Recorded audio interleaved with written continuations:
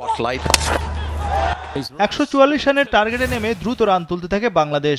পারভেজ ইমন ছিলেন বেশ মারমুখী, তবে তৃতীয় ওভারে বিদায় নিতে হয় ইমনকে। পারভেজ ইমন আউট 14 বলে 19 রানে। ওপেনিং জুটিতে মাত্র 24 রান তোলে বাংলাদেশ। তানজিদ তামিমও হতাশ করলেন দলকে। এই ওপেনার 18 বলে 14 রান করেন। 6 ওভারে বাংলাদেশ তোলে 2 উইকেটে 51 রান। এরপরই হাল ধরেন অধিনায়ক লিটন দাস ও তাওহিদ হৃদয়। টাইগার জার্সিতে টি-20তে মাইল ফলক স্পর্শ করেন লিটন দাস। এই ফরম্যাটে সর্বাধিক রান তোলায় দ্বিতীয় স্থানে উঠলেন লিটন। তার সামনে কেবল সাকিব আল হাসান। 10 ওভারে বাংলাদেশ তোলে 2 উইকেটে 74 রান। বাকি 10 ওভারে দরকার আরো 70 রান। হৃদয়কে নিয়ে বেশ আস্থার সঙ্গে ব্যাটিং করেন লিটন দাস। 13 ওভারে দলীয় স্কোর 17 রানে পৌঁছে টাইগারদের। ম্যাচে চালকের আসনে বাংলাদেশ দল। 15 ওভারে সংগ্রহ 2 উইকেটে 122 রান। 33 বলে 50 হাঁকান লিটন দাস। ক্যারিয়ারে এটি টাইগার অধিনায়কের 15তম 50। শেষ পর্যন্ত 39 বলে 59 রানে থামেন লিটন দাস। 17.4 ওভারে 7 উইকেট হাতে রেখে জয় নিশ্চিত করে টাইগাররা। তাওহিদ হৃদয় অপরাজিত ছিলেন 35 রানে।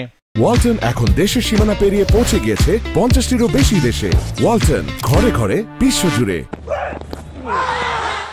এর আগে হংকংয়ের বিপক্ষে ফিল্ডিংয়ে নেমে দ্বিতীয় ওভারে উইকেট শিকার করে বাংলাদেশ। আনসিরাতকে ফেরান তাসকিন আহমেদ। আনসিরাত করেন 5 বলে 4 রান। বাবর হায়াতও দ্রুত ফিরে যান। দলের এই অভিজ্ঞ ব্যাটার 12 বলে 14 রান করেন। এবার উইকেট নেন পেসার তানজিম সাকিব। 6 ওভারে হংকংয়ের সংগ্রহ 2 উইকেটে 34 রান। তবে ওপেনার জিসান আলী হাল ধরেন। তৃতীয় উইকেটে নিজাগত খানকে নিয়ে 41 রানের জুটি করেন। 10 ওভার শেষে হংকং তোলে 2 উইকেটে 64 রান। জিসানকে বিদায় করেন তানজিম সাকিব। এই ওপেনারের সংগ্রহ 34 বলে 30 রান। 12 ওভারে চোট পেয়ে মাঠ ছাড়েন ইমন। 15তম ওভারে হংকংয়ের স্কোরবোর্ডে 17 রান। দারুণ খেলছিলেন নিজাগত খান ও ইয়াসিম মুর্তজা।